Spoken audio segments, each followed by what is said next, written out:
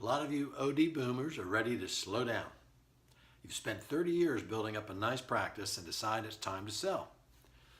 But if you've got a small practice, which I'm going to arbitrarily call $500,000 or less in gross sales, you may be disappointed. It may be a great practice, but is it sellable? To answer that question, you need to look at it from the buyer's perspective.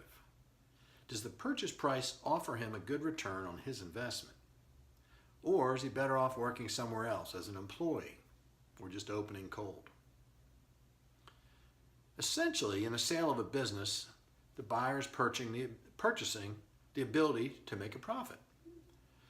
Now, a profit must allow him to do two things. One, to pay himself, and two, to pay the bank. Now, therein lies the problem. A $500,000 practice usually doesn't provide enough income to do both. There's no profit to do both.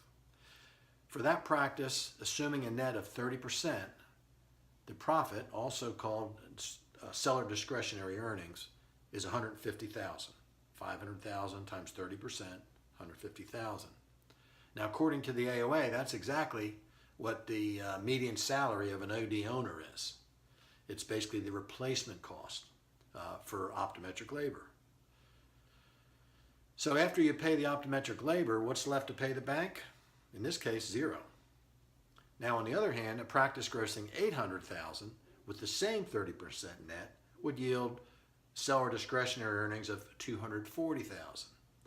Now, after subtracting your OD salary of $150,000, there remains $90,000 annually, which is $7,500 a month, which can be used to pay the bank. Big difference. At today's current interest rates, that's enough to pay off a $500,000 loan in less than 7 years. Now, as a broker, I often hear, yes, I know we only did this amount, but if an energetic young OD came in and offered more medical services, surely the practice would grow. Or, but this is such a great location, it's the best in town. Well, my answer is always the same to them. If it's so great, why didn't you do more? The prudent buyer is not and should not pay for potential. All he has to go by is historical performance. So, is there any hope in selling this $500K practice? Yes, but it's a challenge. The bottom line, of course, is the price is whatever someone's willing to pay. But the trick is finding the right buyer and offering a price that is fair and realistic. In many cases, that price may be the hard assets only of the practice. That's equipment and inventory. So, speaking from experience, be realistic in setting a selling price.